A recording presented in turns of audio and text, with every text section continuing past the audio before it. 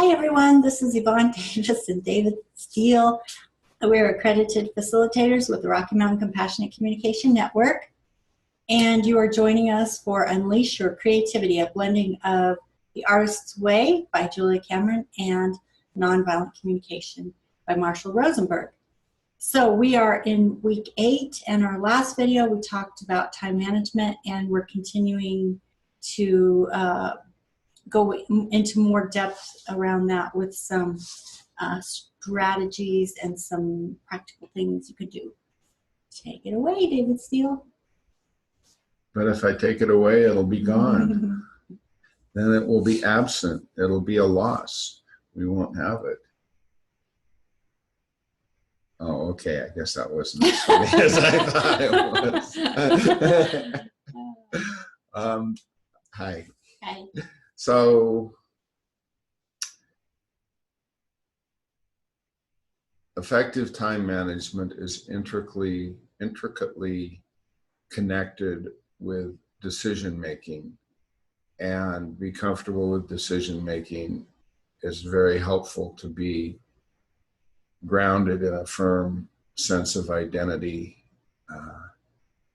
really resonating with your integrity, living in a world of abundance and having connection around you, because it makes it much easier to make decisions, because then the anxiety about what if I make the wrong decision virtually vanishes.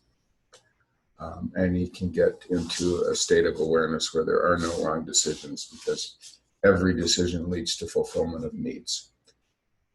And then you get into the world of preferences. What is it that I really, really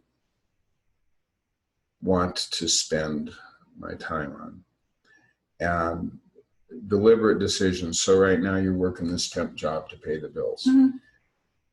And I think what's different now from times I've experienced you in the past is getting this temp job was a deliberate decision because you're aspiring towards the MFA. And you want to muster resource to make that happen. And so part of that is, okay, I am making a deliberate decision to do this, rather than being drawn to it, kicking and screaming and flailing about and imprisoned. One thing that I really learned is when there's stuff that has to be done, if I decide to do it, even if I don't want to do it, it's much easier and faster than if I'm constantly rebelling against it, because it's moving into that internal locus of control. And I understand why I'm there. I understand why I'm there. And I think I'll tell a short story at this moment about myself, if that's okay. Okay. It's when I was 29. And I was doing this construction work at a restaurant. And I really didn't want to be there. I didn't want to be doing construction. And I'm like, in my mind, while I'm doing this, is like, this really sucks, man. I really don't want to. This is so stupid. Why am I here? What a waste of time. And I was cutting a board with my saw, and I saw a nail. I saw a nail in the board that was right on the mark I was cutting. But I didn't stop. I was like, fucking damn good. And I go along and I hit the nail. And of course the saw kicks back. It jerks my arm. It's very dangerous. I might have been injured. In fact, I could have easily been injured. I destroyed my saw blade. And in that moment, I had this realization, which was, David, you are throwing a tantrum. You don't have to be here. If you don't want to be here, leave. If you're going to be here, accept the fact that you made the decision to be here and do what you came here to do. But don't be here and complain about the fact you shouldn't be here. Mm. And then right on the heels of that is, boy, I'm angry. Holy shit, I'm an angry young man. Mm. Wow. Because I always thought, other people were the angry young men. I was together. Mm. And it was huge. It was a huge liberating moment in my life to really it was stepping into power to decide, okay, if you're going to be here, be here. If you don't want to be here, then don't, and just accept the consequences of that. So that's kind of the shift I've seen in you, in my opinion. The other thing, in the last video, we did a lot of talking about loss and some of the things that go into time management, but I want to get really concrete now. One of the things that was difficult for me to learn, it's still difficult, is I see this picture in my head of what I want to get done. And sometimes it's an actual picture in my head. Other times it's a voice narrating a story about what's going on. Sometimes it's just expressing a strong feeling or inspiration in me. And I really like, oh, this is really great. Let's make it happen. And I totally disconnect from time. It's like, what a great vision. Are you willing to dedicate the next 10 years to bringing it true? And I used to think just deciding to do it was the same thing as it already was done. And it created a lot of confusion in me. And one time a person said to me, and it was another empowering moment, is you need to distinguish between the things that you entertain in your head simply to entertain yourself and the ones that you actually intend to put in the time-bound work to accomplish. And I realized I didn't have any distinction between the two. So for example, with the Rocky Mountain Compassionate Communication Network, we just had this really effective fundraising campaign that just really felt good. And there's this warmth in my heart and this really gratitude to all of the people who donated money and brought sustenance to our nonprofit. And I want to send out a brochure to everyone and get everyone in our community involved in building that brochure and sending it out in community, whatever, you know. And I think it would be really rewarding, and my heart is so full of desire to do this. And I have been so busy the last 2 months with a lot of the logistics of running the campaign, bringing in money on my own, vanishing from the screen, coming back on the screen, that I haven't been able to eke out the time to do it, and it weighs on me. And I still want to do it, but I have to really think, okay, it's probably about 15 or 20 hours of setup on my part before we invite everyone together to do the project, and then it's setting up a whole day to do the project. Things might go wrong, they might not, but it'll be rich and rewarding.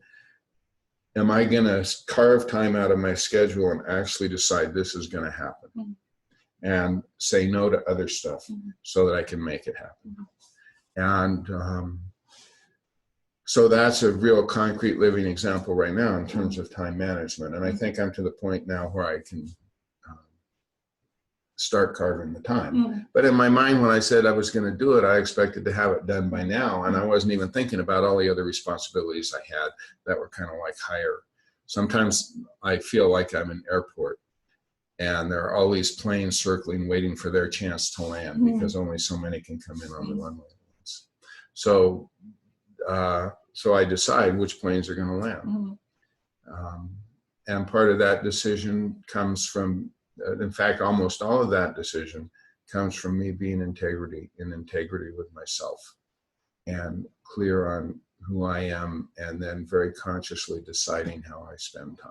So if I'm going to have a day where I just have downtime, which is really important, I don't wait until I'm desperate. It's like, okay, today is going to be a downtime day. I consciously decide that. I don't even turn on the computer.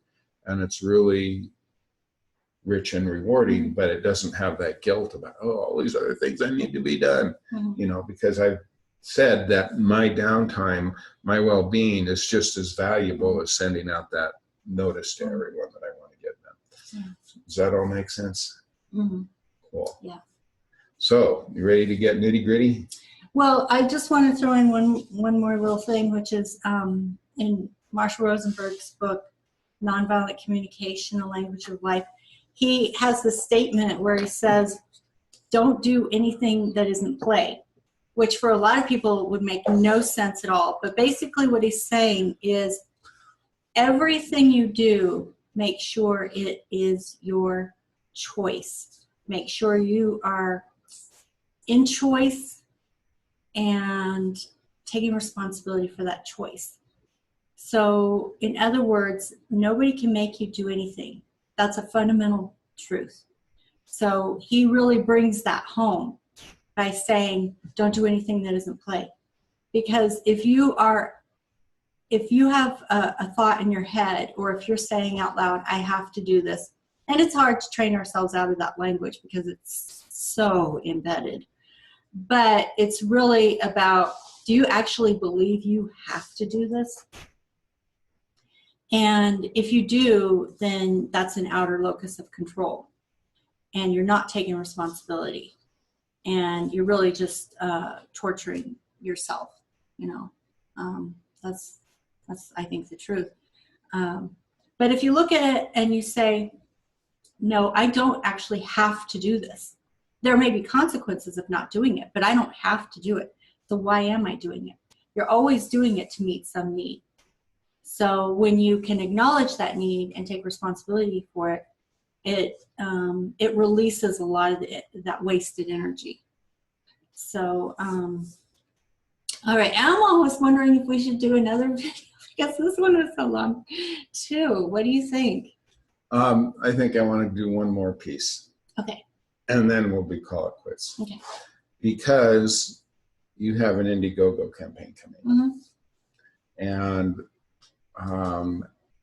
you know, we're going to spend some time working on it.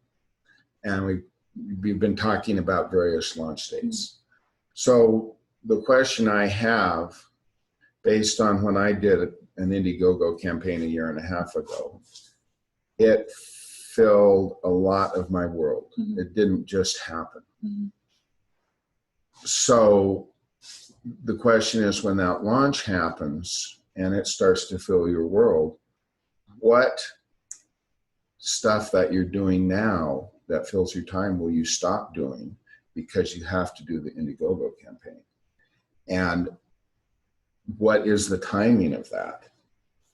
So for example, doing these Artist Way videos, it takes a lot of time.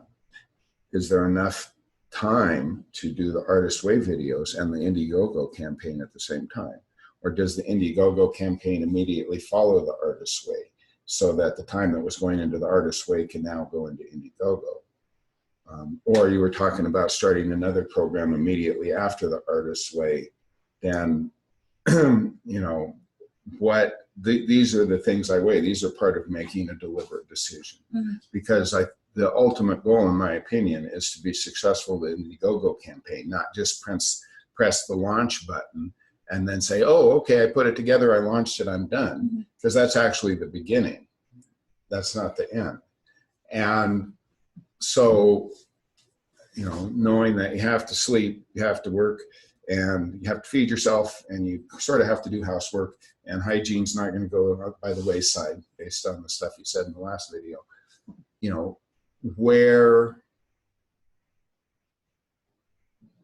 what's the conscious choice about how time is going to go into the Indiegogo campaign to make it work, rather than just kind of being blindsided and like, oh my God, I got to do this.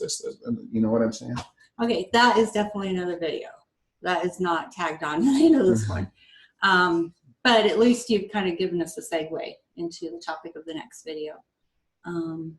That's what I thought we were going to go into with this video. That's what I thought we were going to go into with this video too. Okay. So, yeah, I really think it needs to be another one, because I don't think that's a simple answer. I think it's an exploration.